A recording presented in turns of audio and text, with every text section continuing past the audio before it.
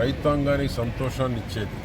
ఆరుగాలం కష్టపడిన కష్టం మర్చిపోయేటువంటి ఎడ్ల బల ప్రదర్శన.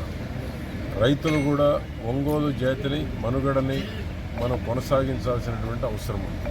ఇటువంటి బల ప్రదర్శన వలన, ఇటువంటి ఎడ్ల పందాల వలన రైతుల్లో ఆసక్తి కూడా పెరిగేటువంటి దానికి అవకాశం ఉంది. నేను కూడా ఎడ్లని పెంచి పోషించాలి, నాకు కూడా పేరు రావాలి ఒక రైతుగా అనేటువంటి ఆలోచనని క్రియేట్ చేసేటువంటి దానికి కూడా ఇటువంటి బల ప్రదర్శనలు ఉపయోగపడతాయి. కాబట్టి 6 రోజులు జరిగేటువంటి ఎడ్ల బల ప్రదర్శన ఆ విధంగా పెద్ద ఎత్తున రావటం జరుగుతుంది. రాష్ట్రంలో ఉన్న రైతాంగానికి ఒక కన్నుల పండగ ఇది.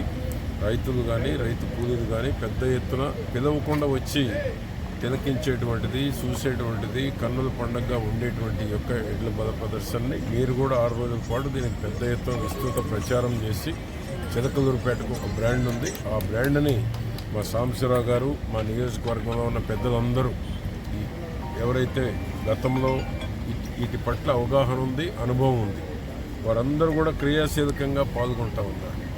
ప్రతి ఒక్కరూ ఒక ఎన్ని వేశారు ఎన్ని వేశారు టీములు 11 టీములు వేసుకున్నారు.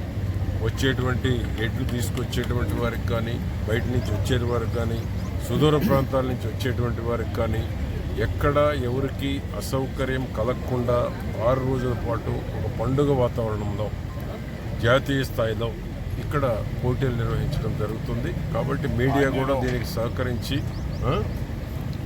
కూడా దీనికి సహకరించి విస్తృతంగా ప్రచారం చేసి రైతుల్ని, రైతు కూలీల్ని దీంట్లో భాగస్వాములు చేయాలని కూడా కోరుతా ఉన్నాను. గౌరవ ముఖ్యమంత్రి గారు ఇటువంటి వాటికి, రైతాంగానికి, రైతు కూలీలకు సంబంధించినటువంటి వాటి గౌరవ ముఖ్యమంత్రి చంద్రబాబు నాయుడు గారు కానీ, లోకేష్ బాబు గారు కానీ, పవన్ కళ్యాణ్ గారు కానీ దీనికి పెద్ద ఎత్తున సహకారాన్ని కూడా ఇవ్వటం జరుగుతుంది.